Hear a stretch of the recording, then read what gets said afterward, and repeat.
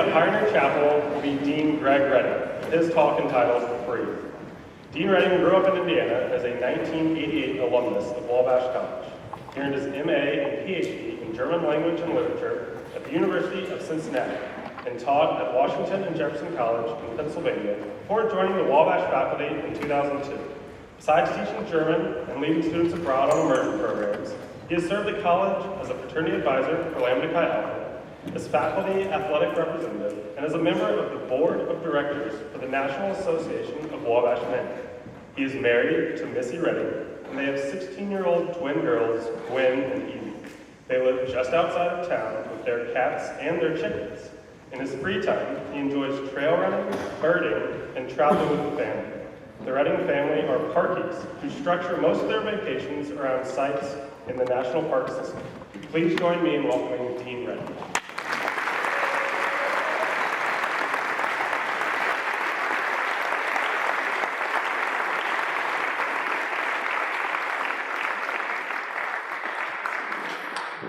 Thanks for that introduction, Clark, and thanks for the invitation, Frank, to kick off this great Wabash tradition with the first chapel talk of the new year. And thanks to all of you for being here. I just used the word thanks 3 times in my first sentence, and that's intentional and appropriate, because thankful is the word that best describes my first couple of months on the job as your acting dean of students. I'm thankful for the support and good wishes that I've received from all quarters. I'm thankful for the spirit of cooperation and helpfulness that has greeted my stepping into this role. And I'm especially thankful to outgoing Dean Mike Raiders, who held the office for 11 years after 4 years of service as Associate Dean of Students. That's a long time to do any job, but especially long for something as emotionally and intellectually taxing as Dean of Students, where duties range from administrative to pastoral to judicial, with everything in between. As I reflect on the long tenure of Dean Raiders, I marvel at how he somehow, over the years, managed to remain well-liked by all constituencies on campus, which is pretty remarkable considering the need for any dean to make decisions that will for sure be unpopular with some percentage of students. I think we should all take a moment to applaud Dean Raiders' leadership and service to Wabash College.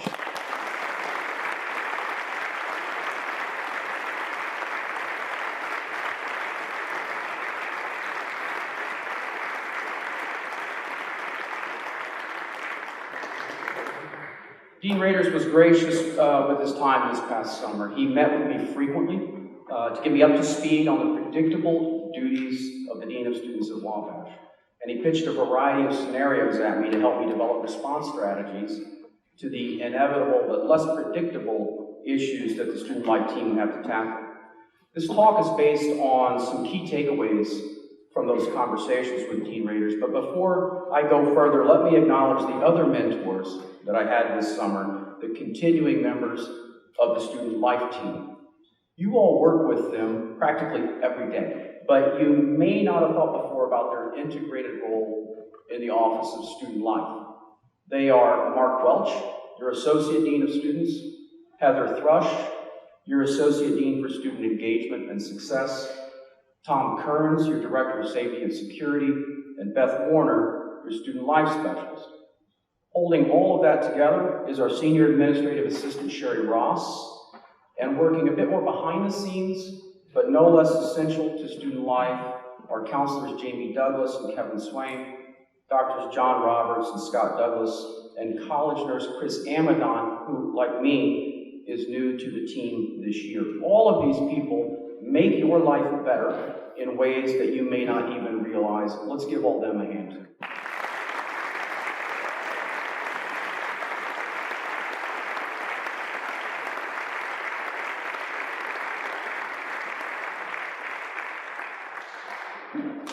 Knowing that I had this experienced team to lean on was a key factor in being able to say yes when Dean Feller and President Hess approached me about serving as acting dean of students. Another factor was that acting designation. My personal and professional identity has been tied to teaching German language and culture from the moment I left Wabash in 1988 to go to graduate school.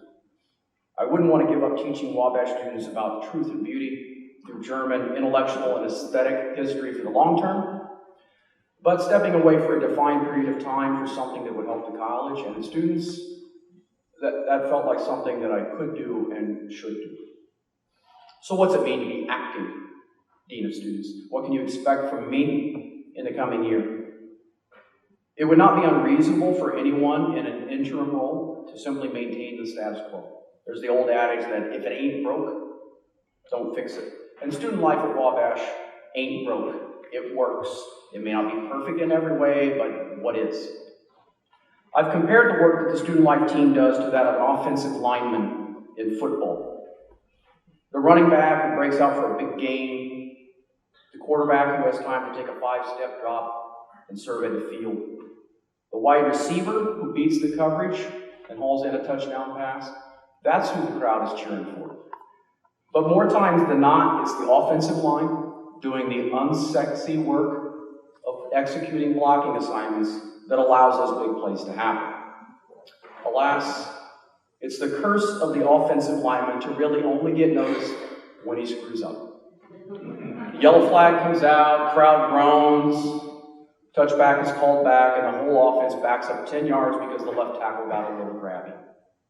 Never mind that he might have held that guy to keep his quarterback from getting plastered, and maybe that 10-yard penalty was a better price to pay than a sacked fumble leading to a turnover. This, I think, is a fair analogy to the work of student life at Wabash. We're in the trenches, doing the unsexy work of making sure that your residence hall or fraternity feels like a home, that you have a safe environment in which to learn and grow, that you have a variety of things to do in your free time, that you feel supported if you're struggling academically or emotionally or physically. It would be hard, if not impossible, to list all the decisions and actions that contribute to your success that are taken by the student life staff each week. When those things go right, we will give little thought to the effort that went into making them happen. But when something goes wrong, well, you can finish the rest. Now, I used this offensive lineman analogy for student life with Dean Raiders, and he said, yeah, that sounds about right. And he wasn't complaining, he was just recognizing that to some degree this is what you sign on for when you work in student life. And so I'm comfortable with that. Criticism is always welcome. Just try to make it constructive. So if student life at Wabash ain't broke, does this mean that I will spend my time as dean maintaining the status quo? If you know me at all, you may know that I'm not wired that way. An academic year is way too long to just tread water, or more appropriately in my case, to just run in place.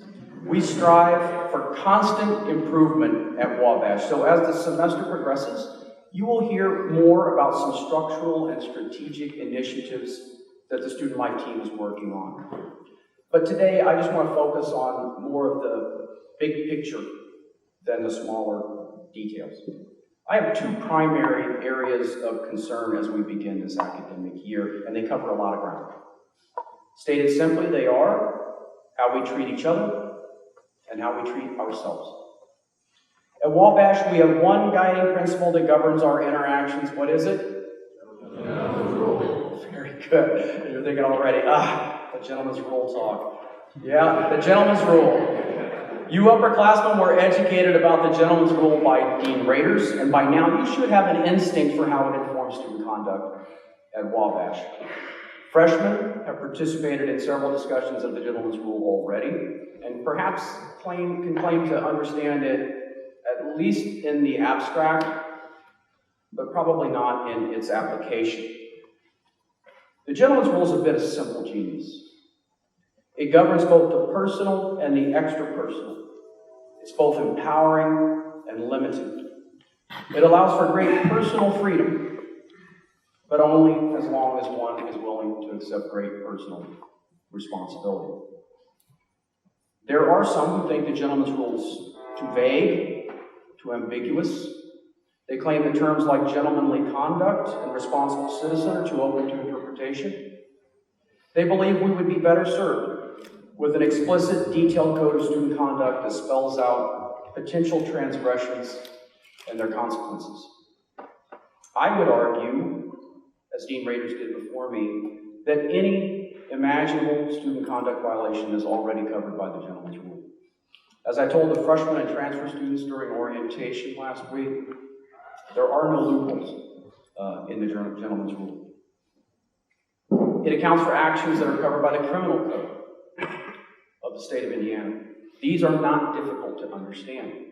They would include things that are illegal anywhere, like physical violence against another person, sexual harassment and assault, destruction of property, theft. It also includes actions that are more prevalent on college campuses, like hazing, which is defined as physical abuse, and bullying, which is defined as mental and emotional abuse. As we enter this period of pledgeship at Wabash, let's all remember that hazing is a clear violation of the gentleman's rule. We have a really positive and supportive fraternity culture on this campus, but we must constantly be on guard against activities that may seem like harmless fun to the person dictating the terms, but may feel like hazing to those on the receiving end. Likewise, bullying. A hurtful comment delivered in a heated moment does not rise to the level of bullying. But targeted, repeated acts or gestures may meet that standard. Like hazing, bullying is a clear violation of the gentleman's rule and will be dealt with accordingly. Criminal conduct of this type is rare at Wabash, but all been known to happen. Is there any doubt that such things are in violation of the gentleman's rule? Is that clear? It's very clear, isn't it? Okay, then let's turn our attention to things that are not criminal in nature, but might still be in conflict with the conduct of a gentleman and responsible citizen. Talking here about the unwritten rules that govern polite society. Some of you may be thinking, if they're unwritten, how can we be sure about what's right and what's wrong? Think of it this way. The gentleman's rule is just the Wabash way of saying that we all agree to abide by the social contract of this time and place. You have an instinct for these unwritten rules. You know that it's not against the law to act like a troll on social media, or to cut ahead of somebody in line, or to shout obscenities at visiting fans. You won't be arrested or cited for any of those things. But people will probably consider you to be a bit of a jerk, and I might find them to be counter to the spirit of the gentleman's rule. Actions of this type that most people would consider to be in violation of the social contract might be an invitation for me or one of your classmates to have a conversation with you about how you treat other people. So as I read it, the gentleman's rule is pretty clear with regard to how we treat each other. And as an aside, you should know that when it comes to my expectations for you, I don't subscribe to the notion that boys will be boys. That's not an excuse for behavior that crosses the line. We're supposed to be a college for men, not boys. However, I also want you to know that I know that the gentleman's rule is easy to recite, maybe even easy to understand, but not always easy to live by. Young men are not always good decision makers. You've been known to preface actions with those immortal phrases, "Hey guys, watch this," or "Hold my beer." Young men like yourselves are already predisposed to acting on impulse, and the culture of immediacy that we live in merely serves to make it worse. You're wired to react quickly, especially via social media, to have a hot take or to express a hasty opinion in a tweet. In this context, reacting easily becomes overreacting. I know this because I've been there. When I was a young hothead, I overreacted to plenty of situations, only to regret it later on. And to some degree, my young hothead phase extended well into my first years as a college professor. There's no smarter person on the planet than a freshly minted PhD, right? Just ask me. I had to learn the hard way how to temper my reactions and be more mindful of my interactions with my peers. But in our defense, reacting calmly to a situation is not necessarily a personality trait that one is born with. I believe it is a practiced habit. And I found some advice on how to develop that habit in an unlikely place. I was working on my certification as a scuba diver, of all things. And in the training manual, I read a life-saving rule to follow if I should find myself in some kind of distress, maybe caught in some lost fishing gear or out of contact with my dive partner. And the rule was, stop, breathe, think, breathe, react. The key was to recognize that when you're 90 feet underwater, panic is the enemy, and only a calm, deliberate response could lead one to safety. But as I read it, I saw it as a bit of elegant life advice that I could use to help me make better decisions. I made it a mantra, my own version of counting to 10. And over time, I found that my reactions to challenging circumstances were characterized more by measured calm than by frenzy. And so I offer that same bit of advice to all of you, and I encourage you, the next time you're tempted to act rashly, to stop, breathe, think, and breathe before you react. Practice this habit. It synthesizes the four components of our college mission to think critically, act responsibly, lead effectively, and live humanely. It will be a process, but eventually you will find yourself making better decisions, and your interactions with other people will be more reasonable and consistent. In the time that we have left, I want to talk about my other main concern as we begin this academic year, and that's how we treat ourselves. Mental health is among the most important issues in higher education today, and likely will be for the foreseeable future. At Wabash, we have standing resources that are available to you if you have mental health concerns, such as our counseling center located downstairs right here in the chapel. Any student who feels he would benefit from a conversation with a counselor is encouraged to set up an appointment. They never turn anyone away. We also have ad hoc programming throughout the year that is designed to address your mental health and reduce stress. Those are things that we provide for you. But I want to tell you about some things that you can do for yourself on a daily basis that will have a positive, cumulative effect on your sense of well-being. I'm not sure why you would do it. But if you leave this talk and Google my mantra to stop, breathe, think, breathe, react, you won't find any reference to scuba diving. Apparently that phrase lived only in my training manual. But you will find lots of links to a meditation app called Stop, Breathe, and Think. It won't surprise any of you to know that there is a whole industry now built around meditation apps for your smartphone. I'm not a complete Luddite when it comes to smartphones, but I am old enough to doubt that using technology to meditate is something that I want to do. I personally would rather go birding somewhere or maybe do a relaxing 100-mile run in the mountains. What? What's funny about that? But hey, help is where you find it. And if you think a meditation app would be good for your mental health, please use it. Keep in mind, though, that there's a growing body of evidence that the social media you access through your smartphone can be an anxiety inducer, a drag on your mental well-being. Political posts might fuel a sense of rage or unfairness. Carefully curated lives of others that we see on social media might make us feel inadequate. Smartphones are now, they're part of our lives. It'd be futile for me to suggest that we don't use them. But we can use them differently. And we can use them less. Maybe the meditation app, Stop, Breathe, and Think, or something like it, is the right thing for you.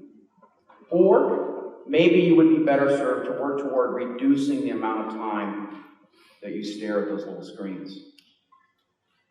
For the last few years, I've noticed that every time I walk into a classroom to teach, the students who have gotten there before me are all sitting quietly, staring at their phones. No one is talking to anyone else in the room, and I know for a fact that they're not using one of the many German vocabulary learning apps that are available to them. None of this would bother me so much if I weren't aware of a study on happiness that Harvard University has been doing for the last 80 years. You're probably familiar with Harvard. It's also known as the Wabash College of the East.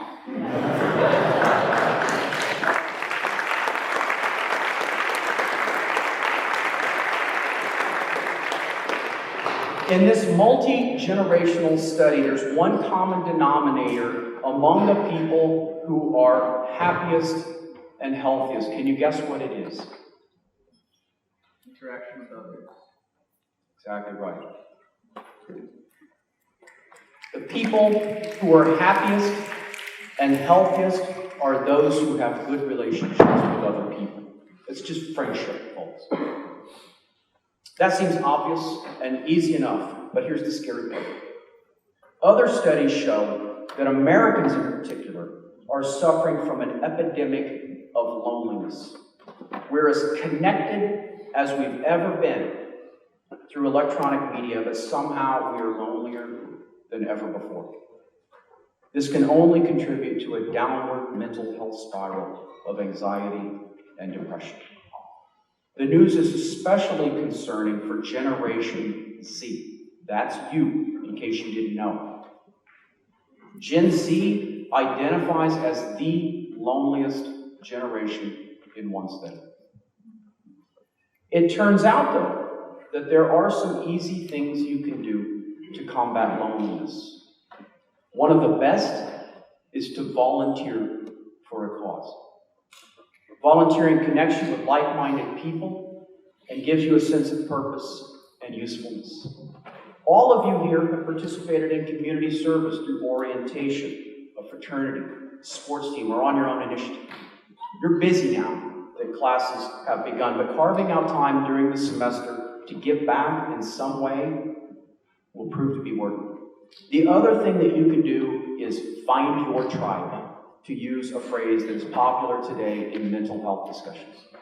Finding your tribe just means finding the people that you can connect with to build a sense of community and bonding. Most of you are doing that right now in this room. You're sitting together with roommates, teammates, fraternity brothers, or guys that you just recently met during freshman orientation.